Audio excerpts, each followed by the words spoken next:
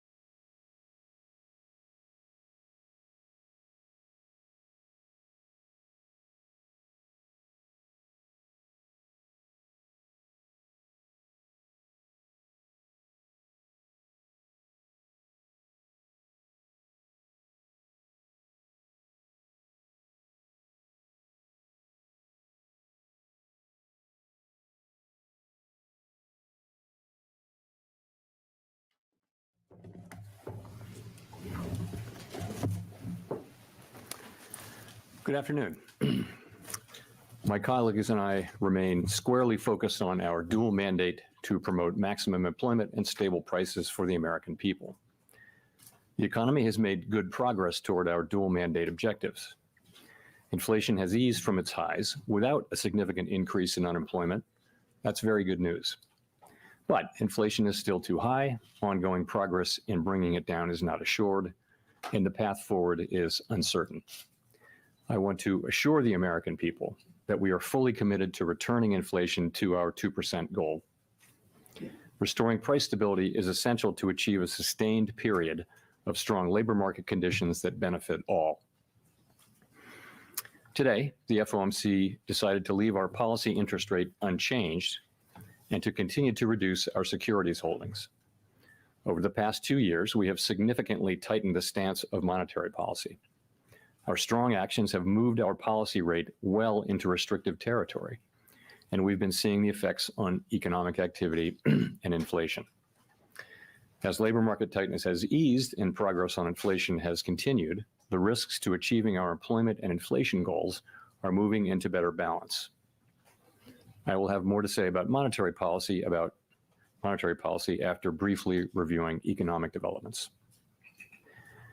Recent indicators suggest that economic activity has been expanding at a solid pace. GDP growth in the fourth quarter of last year came in at 3.3%. For 2023 as a whole, GDP expanded at 3.1%, bolstered by strong consumer demand as well as improving supply conditions. Activity in the housing sector was subdued over the past year, largely reflecting high mortgage rates. High interest rates also appear to have been weighing on business fixed investment. The labor market remains tight, but supply and demand conditions continue to come into better balance. Over the past 3 months, payroll job gains averaged 165,000 jobs per month, a pace that is well below that seen a year ago, but still strong. The unemployment rate remains low at 3.7%. Strong job creation has been accompanied by an increase in the supply of workers. The labor force participation rate has moved up on balance over the past year, particularly for individuals aged 25 to 54 years, and immigration has returned to pre-pandemic levels. Nominal wage growth has been easing and job vacancies have declined. Although the jobs to workers gap has narrowed, labor demand still exceeds the supply of available workers. Inflation has eased notably over the past year, but remains above our longer run goal of 2%. Total PCE prices rose 2.6% over the 12 months ending in December. Excluding the volatile food and energy categories, core PCE prices rose 2.9%. The lower inflation readings over the second half of last year are welcome, but we will need to see continuing evidence to build confidence that inflation is moving down sustainably toward our goal. Longer-term inflation expectations appear to remain well anchored, as reflected in a broad range of surveys of households, businesses, and forecasters, as well as measures from financial markets. The Fed's monetary policy actions are guided by our mandate to promote maximum employment and stable prices for the American people. My colleagues and I are acutely aware that high inflation imposes significant hardship as it erodes purchasing power, especially for those least able to meet the higher costs of essentials like food, housing, and transportation.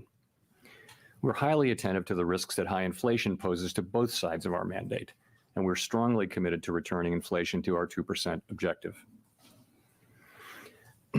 Over the past 2 years, we have raised our policy rate by 5.25 percentage points, and we've decreased our securities holdings by more than $1.3 trillion. Our restrictive stance of monetary policy is putting downward pressure on economic activity and inflation. The committee decided at today's meeting to maintain the target range for the federal funds rate at 5.25% to 5.5%, and to continue the process of significantly reducing our securities holdings.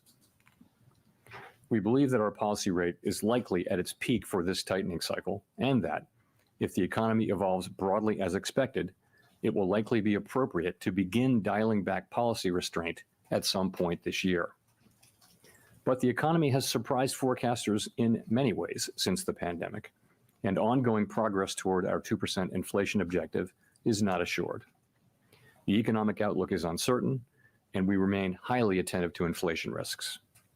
We are prepared to maintain the current target range for the federal funds rate for longer, if appropriate. As labor market tightness has eased and progress on inflation has continued, the risks to achieving our employment and inflation goals are moving into better balance. We know that reducing policy restraint too soon or too much could result in a reversal of the progress we've seen on inflation and ultimately require even tighter policy to get inflation back to 2%. At the same time, reducing policy restraint too late or too little could unduly weaken economic activity and employment. In considering any adjustments to the target range for the federal funds rate, the committee will carefully assess the incoming data, the evolving outlook, and the balance of risks. The committee does not expect that it will be appropriate to reduce the target range until it has gained greater confidence that inflation is moving sustainably toward 2%. We will continue to make our decisions meeting by meeting. We remain committed to bringing inflation back down to our 2% goal and to keeping longer-term inflation expectations well anchored. Restoring price stability is essential to set the stage for achieving maximum employment and stable prices over the longer run. To conclude, we understand that our actions affect communities, families, and businesses across the country. Everything we do is in service to our public mission. We at the Fed will do everything we can to achieve our maximum employment and price stability goals. Thank you. I look forward to our questions.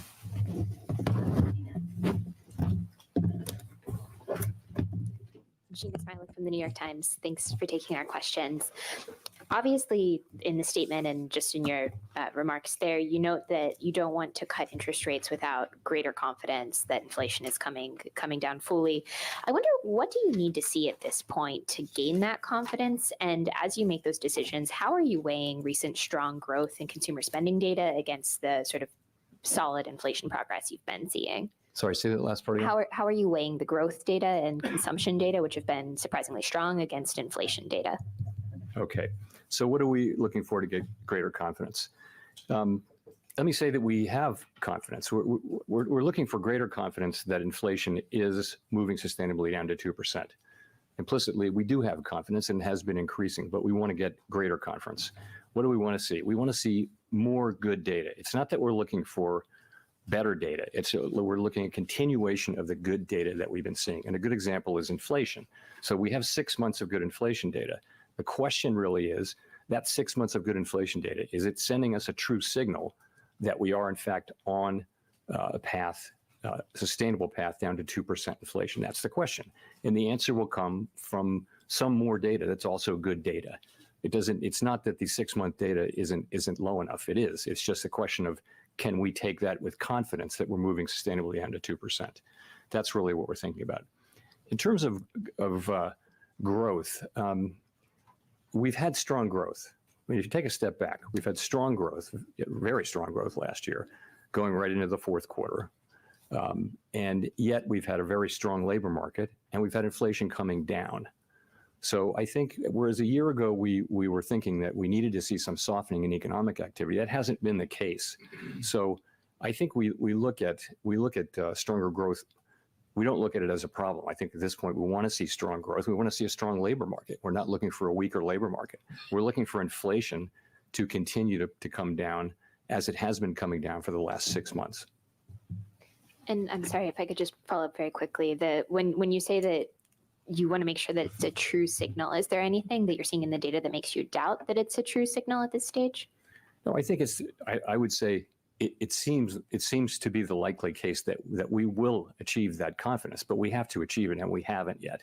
And so, I mean, it's a good story. We have 6 months of good inflation, but you can, and you know this, you can look behind those numbers and you can see that a lot of it's been coming from goods inflation, for example, and goods inflation running significantly negative. It's a reasonable assumption that over time, goods inflation will flatten out, probably approximate zero.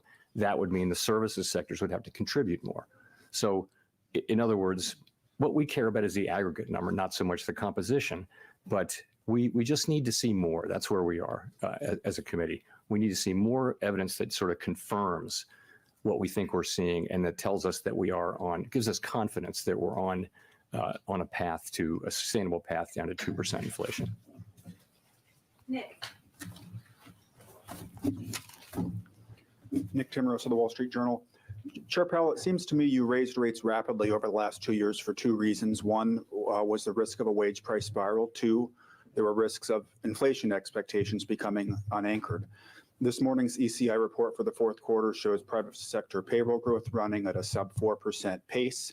Inflation expectations are very close to where they were before the inflation emergency of the last 3 years. And given that you appear to have substantially cut off these two tail risks, and that you've judged here today current policy is well into restrictive territory, what good reason is there to keep policy rates above 5%? Are you really going to learn more waiting 6 weeks versus 3 months from now that you have avoided those two risks?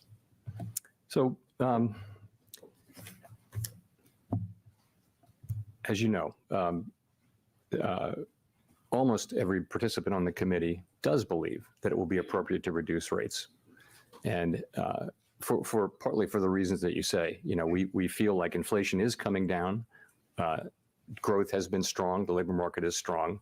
What we're trying to do is identify a place where we're really confident about inflation getting back down to 2%, so that we can then begin the process of dialing back the restrictive level. So overall, I think people do believe, and as you know, the median participant wrote down 3 rate cuts this year. But I think to get to that place where we feel comfortable starting the process, we need some confirmation that inflation is in fact coming down sustainably to 2%. If I could ask differently, if you hold rates high as inflation moderates, as it has been, target rates will exceed the prescriptions of the Taylor rule or its variants. What would be the reasoning for holding rates higher than the levels recommended by those rules in the current instance? Well, I think, as you know, we consult a range of Taylor rules and non-Taylor kind of rules. We consult them regularly. They're in our teal book, and they're in all the materials that we look at. But I don't think we've ever been at a place where we were setting policy by them. And they're, depending on the rule, it will tell you different things. There are many different formulations. Another way to think about it is implicitly is so. In theory, of course, real rates go up if holding all else equal as inflation comes down.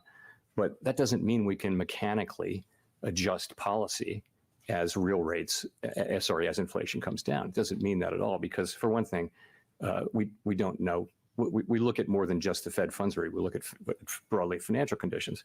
But in addition, we don't know with great confidence where the neutral rate of interest is at any given time.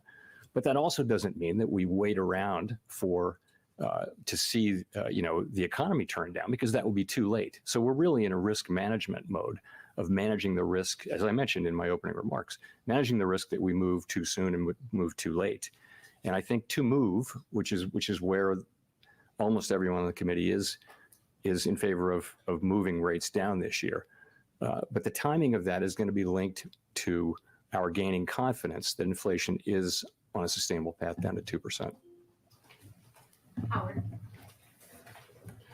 Hi, thanks, Chair Bell. I'd like you to key in on the use of the word in the statement that inflation still remains elevated. You've pledged to cut rates before inflation reached 2%. So that implies that there's some sort of intermediate step here on inflation, and that a cut would be consequent with a change in the statement language that inflation remains elevated. What's the step down from there? Yeah, I don't know that we've worked out the particular statement language and that kind of thing. I would just say, if you look at where 12-month inflation is, and it's still well above, core is 2.9%, for example, 12 months, which is way down from where it was. Very, very positive development, very fast decline. And the case is likely that it will continue to come down. So that's where it is. But we're wanting to see, more data.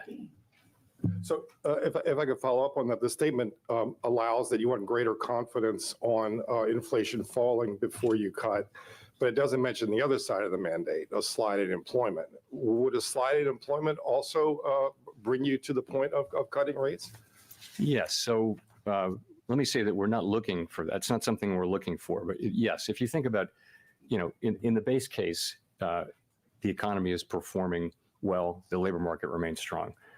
If we saw an unexpected weakening in certainly in the labor market, that would certainly weigh on cutting sooner. Absolutely. And if we saw inflation being stickier or higher or those sorts of things, would argue for moving later. In the base case, though, where the economy is healthy and we have ongoing growth, solid growth, we have a strong labor market, we have inflation coming down. That's what people are writing their SEP around. And in that case, what we're saying is, based on that, we think we can and should take advantage of that and be careful as we approach that question of when to begin to dial back restriction.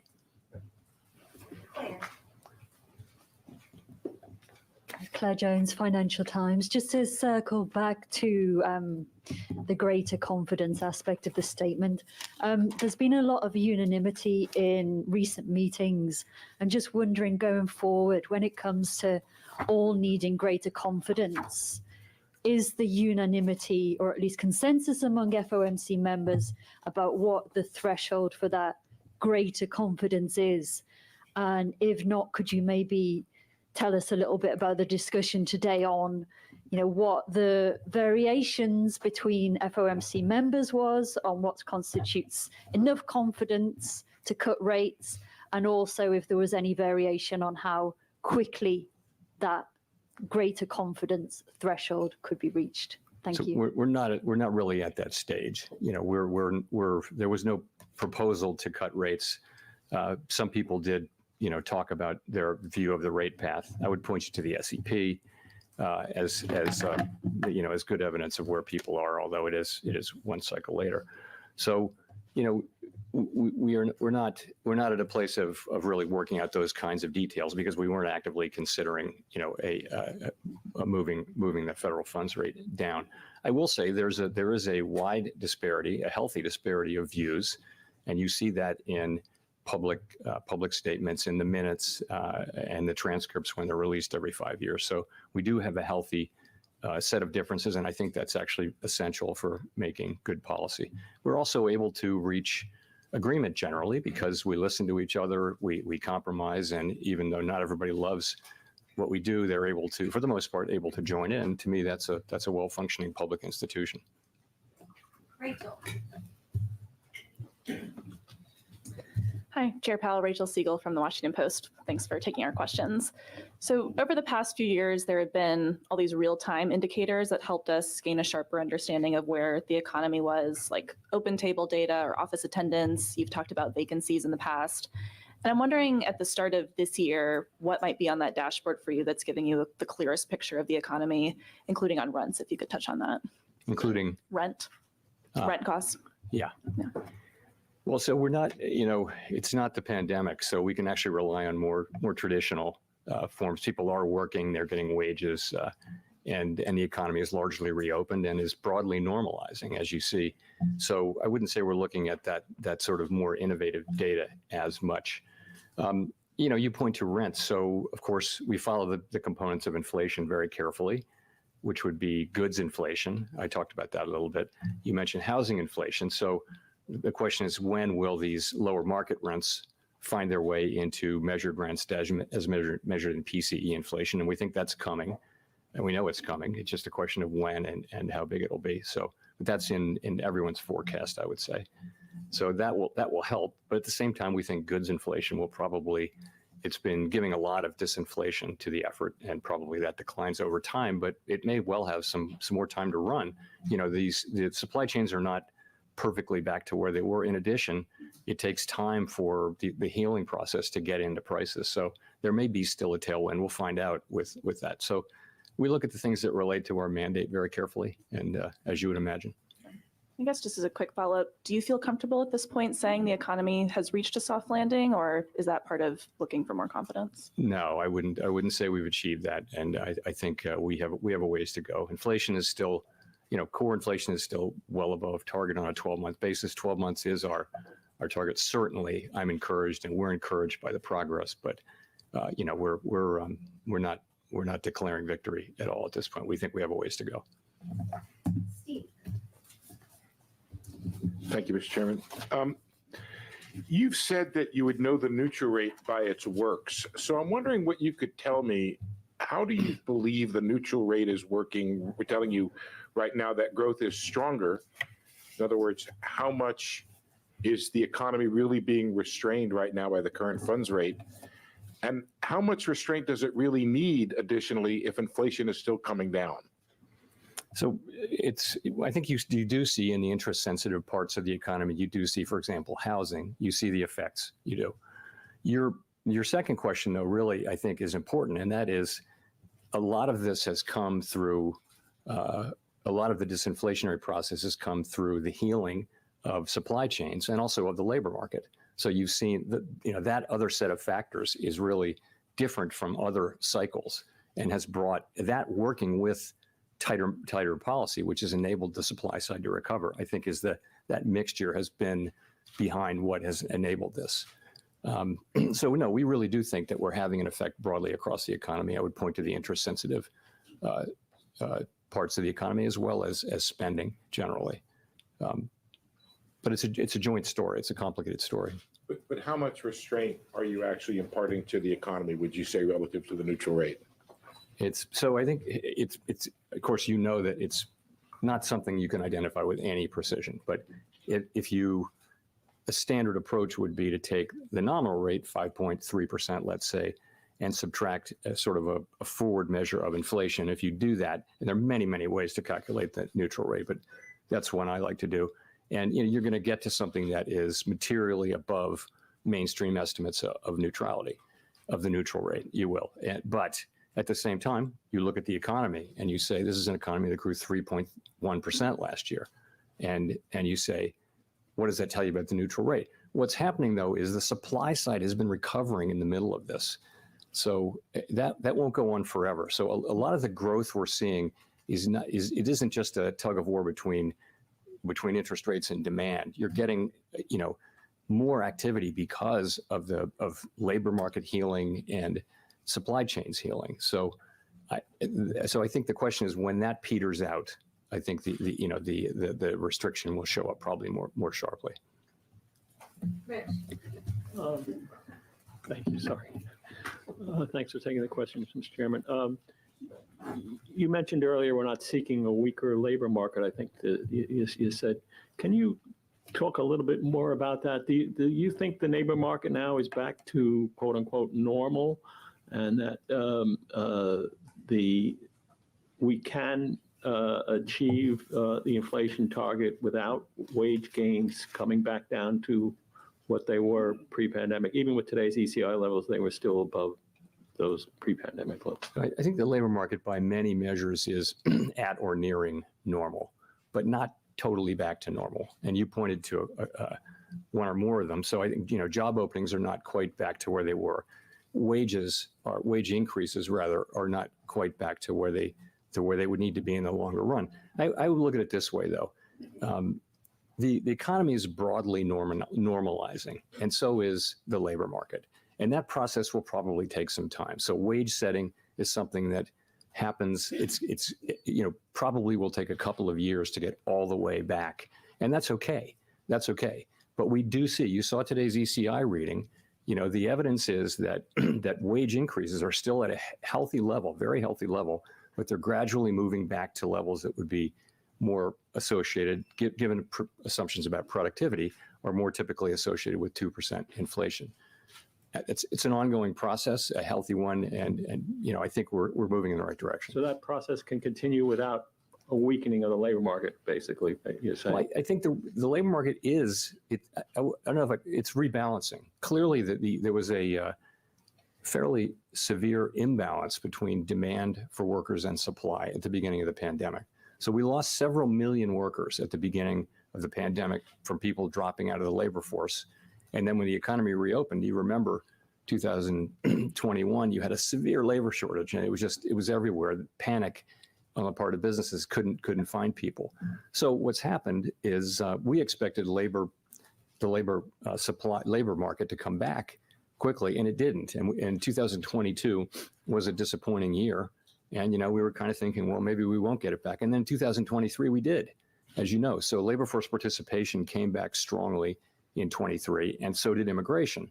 Immigration came to a halt during the pandemic. So those two forces have significantly lowered the temperature in the labor market to what is still a very strong labor market. It's still a good labor market for wages and for finding a job, but it's getting back into balance. And that's what we want to see. And one great way to look at that is what's happening with wage increases. And you see it now across the major things that we track. It isn't every quarter, but overall, there's a clear trend, still at high levels, but back down to what would be consistent with where we were before the pandemic and with 2% inflation. Chris. Hi, Chris Rugaber at Associated Press. Thank you. I wanted to follow up on Rich's question. It sounded like you suggested that you're not worried about faster growth so much. So wanted to see if you're seeing anything that suggests that inflation could reaccelerate from here. And it sounds like you're saying you're not worried that solid growth from here on out poses any risk to inflation. Thank you. No, I think that is a risk, the risk that inflation would reaccelerate. I think the greater risk is that it would stabilize at a level meaningfully above 2%. That's to me more likely. Of course, if inflation were to surprise by moving back up, we would have to respond to that, and that would be a surprise at this point. But I have to tell you, that's why we keep our options open here and why we're not rushing. So I think both of those are risks, but I think the more likely risk is the one that I mentioned, which is you've had 6 good months, very good months, but what's really going to shake out here? When we look back, what will we see? Will inflation have dipped and then come back up? Are the last 6 months flattered by factors that are one-off factors that won't repeat themselves? We don't think so. We don't. That's not what we think. But that's the question we are asking. We have to ask, and we want to get comfort on that. And just one quick follow-up. Governor Waller had mentioned the revisions that are coming on February 9th for the CPI data. Is that something you're watching as well? And if we see those revisions fairly minor, is that going to give you more confidence where things are going? We'll just have to see. We'll look at those. Last year was a surprise.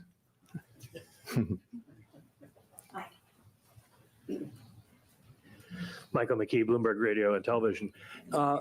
If you don't want to use the term soft landing, would you say at least that from your point of view now, the other scenario of a hard landing caused by the Fed is off the table, or the risks have diminished very much? And you mentioned below 2% inflation on a 3-month basis. Core PCE has been running at 1.5%. And there are those on Wall Street who think that if you maintain the level of restriction you have right now, you could end up with inflation running below your target. How do you see that? So your first question, how to describe where we are. So I guess I would just say this. Executive summary would be that growth is solid to strong over the course of last year. The labor market, 3.7% unemployment indicates that the labor market is strong. We've had just about 2 years now of unemployment under 4%. That hasn't happened in 50 years. So it's a good labor market. And we've seen inflation come down. We've talked about that. So we've got 6 months of good inflation data and an expectation that there's more to come. So this is a good situation. Let's be honest. This is a good economy. But what's the outlook? That's looking in the review. The outlook, we do expect growth to moderate. Of course, we have expected it for some time, and it hasn't happened. But we do expect that it will moderate as supply chain and labor market normalization runs its course. The labor market is rebalancing, as I mentioned. Job creation has slowed. The base of job growth has narrowed. And of course, 12-month inflation is above target and getting down closer to target. It's not guaranteed, but we do seem to be getting on track for that. So those are the risks and questions we have to answer. But overall, this is a pretty good picture. It is a good picture. Your second question was, sorry. Could you get inflation that is below target, end up with inflation below target, and you have to do something about that? So the thing is, we're not looking for inflation to tap the 2% base once. We're looking for it to settle out over time at 2%. And the same thing is true. If we have a month or two of lower, and we have that now, of inflation that's annualized at a lower level, that wouldn't be good. We're not looking to have inflation anchor below 2%. We're looking to have it anchor at 2%. So if we do face those circumstances, then we'll have to deal with that. I think as of now, the question, which we want to take advantage of this situation and finish the job on inflation while keeping the labor market strong. Edward. Edward Lawrence from Fox Business. Thank you, Mr. Chairman, for taking this. So as I've heard from some district Fed presidents, is it, in your view, a little premature to think that rate cuts are right around the corner? And then when we do see that first rate cut, should we interpret that as the beginning of a rate cut cycle, or is it a one-off? So I'll point to that language on your first question. We include a statement to signal clearly that with strong growth, strong labor market, inflation coming down, the committee intends to move carefully as we consider when to begin to dial back the restrictive stance that we have in place. So if you take that to the current context, we're going to be data dependent. We're going to be looking at this meeting by meeting. Based on the meeting today, I would tell you that I don't think it's likely that the committee will reach a level of confidence by the time of the March meeting to identify March as the time to do that. But that's to be seen. So I wouldn't call, when you ask me about in the near term, right, I'm hearing that as March. I would say I don't think it's probably not the most likely case or what we would call the base case. Then your second question is is this the start of when we see a cut, is it the start of a cutting cycle, or could it just be a one-off? That's going to depend on the data. The whole thing is this is going to depend on the data. We're going to be looking at the economic data as it affects the outlook and the balance of risks, and we're going to make our decisions based on that. And it could wind up, we'll have another SEP at the March meeting, and people will write down what they think. But in the end, it's really going to depend on how the economy evolves. We talked about there are risks that would cause us to go slower. For example, stronger inflation, more persistent inflation. There are risks that would cause us to, or if they happened, that would cause us to go faster and sooner, and that would be a weakening in the labor market, or for that matter, very, very persuasive lower inflation. Those are the kinds of things. So we're just going to be reacting to the data. That's really the only way we can do this. Victoria. Hi, Victoria Guido with Politico. Could you talk a little bit more about productivity growth? You've mentioned multiple times about, the level of wage growth that's consistent with 2% inflation. We've obviously seen, you were talking about ECI this morning, in which it's cooled a little bit, but still sort of above what you wanted to see. Growth has been very strong. How much of those numbers do you attribute to productivity? And do you see that productivity as sort of just temporary because of the factors, the labor and supply chain factors you were talking about? Or do you think that productivity growth will fade over time? So this is a really interesting question. And I think my own view is, I think if you look back to the pandemic, you saw a spike in productivity as workers were laid off and activity didn't decline as fast. And then you saw a deep trough of productivity. And then over the last, you saw high productivity last year in 23. I think we're basically in the throes of getting through the pandemic economy. And the question will be, what is it that has changed? The productivity tends to be based on, fundamental aspects of our economy. Is there a case, will it be the case that we come out of this more productive, more on a sustained basis? And I don't know. What would it take? It would take, people talk about AI, but my guess is that we may shake out and be back where we were, because I'm not sure I see work from home doesn't seem like it's a big productivity increaser. AI, artificial intelligence, generative may be, but probably not in the short run, probably maybe in the longer run. So I'm not seeing why it would, but right now I would say the productivity is kind of what falls out of the broader forces that are driving people in and out of the labor force and activity returning and supply chains getting fixed. Right. So would that be behind why we've seen such strong growth, but we've also seen inflation fall, that maybe there's just a higher level of productivity That's right one now? way to look at it. Yeah. Nancy. Hi, Chair Powell, Nancy Marshall-Genzer with Marketplace. I want to ask a little bit more about housing. I'm wondering, how closely are you watching rent and housing prices as you evaluate whether and when to cut rates? And it seems like housing prices are not coming down as quickly as you expected. So when we think about, our statutory goals are maximum employment and price stability, and that's what we're targeting. We're not targeting housing price inflation, the cost of housing, or any of those things. Those are very important things for people's lives, but they're not, those are not the things we're targeting. We're also well aware that when we cut rates at the beginning of the pandemic, for example, the housing industry was helped more than any other industry. And when we raise rates, the housing industry can be hurt because it's a very interest-sensitive sector. On top of that, we have longer run problems with the availability of housing. We have a built-up set of cities, and people are moving further and further out. So there hasn't been enough housing built, and these are not things that we have any tools to address.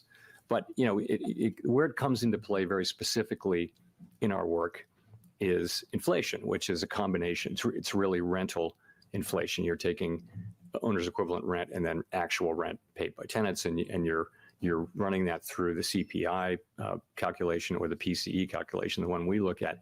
And what that's telling you is that market rents are increasing at a much lower rate or even being flat, and that will show up in inflation over time. It has to, as long as that remains the case.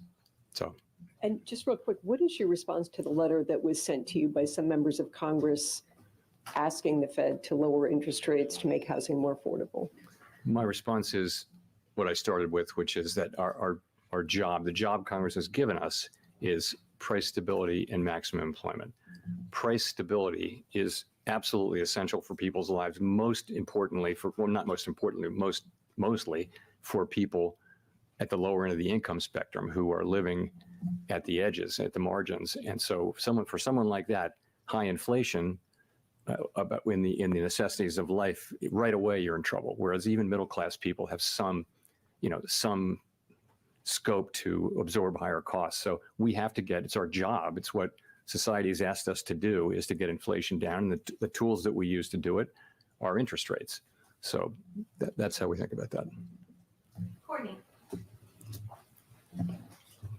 Courtney Brown from Axios. Can you give us some insight into whether the committee discussed the possibility of slowing balance sheet runoff in the months ahead? Yes. So I would start by saying that balance sheet runoff so far has gone very well. And as the process has continued, we're getting to that time where questions are beginning to come into greater focus about the pace of runoff and all that. So at this meeting, we did have some discussion of the balance sheet, and we're planning to begin in-depth discussions of balance sheet issues at our next meeting in March. So those questions are all coming into scope now, and we're focusing on them. But we're at the beginning of that process, I would say. Quick follow-up. Is it the case that the Fed would decide to lower rates and make adjustments to the balance sheet runoff in tandem? Yes, we do. We see those as independent tools. And so they don't, for example, if you're normalizing policy, you might be reducing rates but continuing to run off the balance sheet. In both cases, that's normalization. But from a strict monetary policy standpoint, you could say we're loosening and one with tightening. So that could happen. It's not something we're planning or thinking about, but right now we're thinking about getting to a place where we're going to see the balance sheet runoff to continue. We're watching it carefully, and as I said, we'll be looking into that as a committee starting in March. Thanks. Simon. Simon Urbanovich with The Economist. Thank you, Chair Powell. You've mentioned 6 good months of inflation data, but that not being enough to build up confidence. Based on your previous response that your base case is you probably wouldn't start easing yet in March, the implication is that 8 good months might not be enough either. Roughly how many months do you think you might need of good inflation data to be confident? Yeah, I'm not in a position to put a number on it. I'm just going to say it's not that we don't have any confidence. We have growing confidence, but not to the point where we feel like it's a highly consequential decision to start the process of dialing back on restriction. And we want to get that right. And we feel like the strong economy, strong labor market, inflation coming down, it gives us the ability to do that. We think that's the best way we can serve the public because ultimately we've made a lot of progress on inflation. We just want to make sure that we do get the job done in a sustainable way. That's how we're thinking about it. In terms of when that'll be, that'll all come out of our communications. We won't keep that a secret.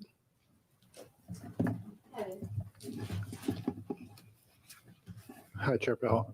Evan Reiser with M&I Market News.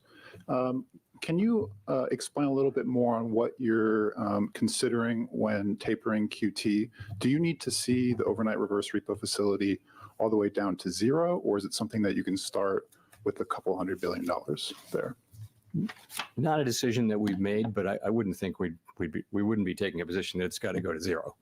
I mean, if it were to stabilize at a different level, but that's not a decision that we've made. That's what we'll be talking about at the March meeting. A whole range of issues will be briefed up in the committee. We'll get into all of the issues that will be arising over the course of the next, let's say, year or so. Greg. Thanks, Greg Robb from Market Watch. Chair Powell, I want to change gears a little bit. In the presidential primary campaign that's been going on for the last 9 months or so, your name has come up often, and many Republican candidates had said that they probably wouldn't want to give you a third term. So I wanted to give you a chance to talk about that. Do you want another term? You've had on the Fed. What's your stance on that? I don't have a stance on that. It's not something I'm focused on. Focused on doing our jobs. This year is going to be a highly consequential year for the Fed and for monetary policy, and we're all of us very buckled down, focused on doing our jobs. Jennifer.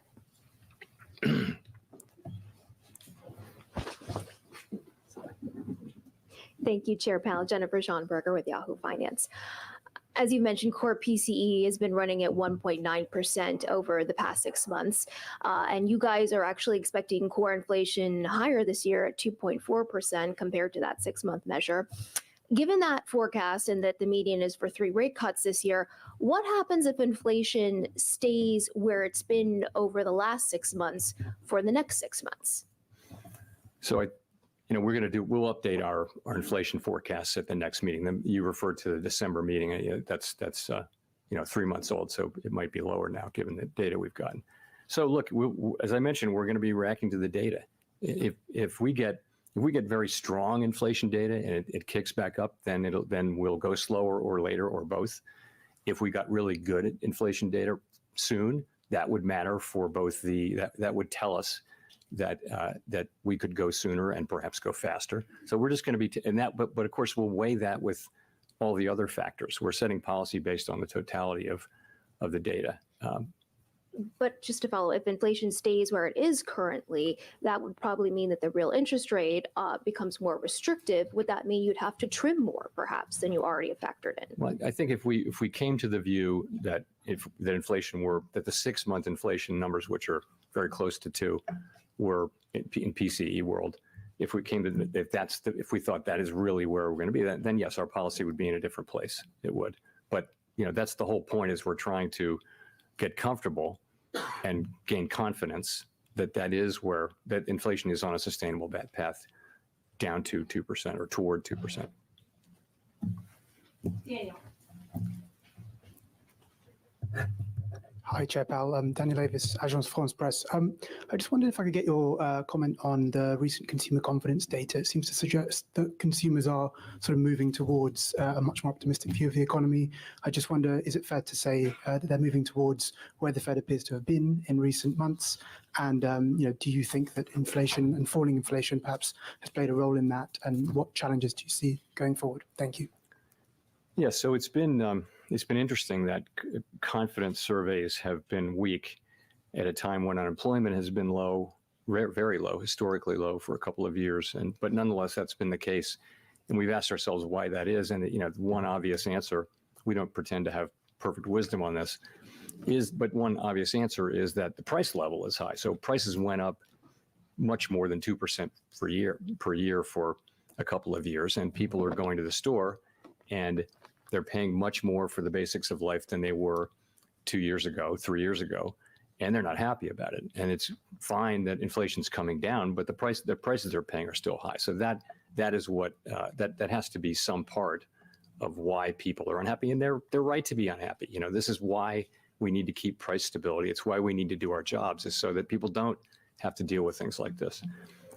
In terms of you're right. In recent surveys, you've seen a couple of significant increases in consumer confidence or happiness with the economy.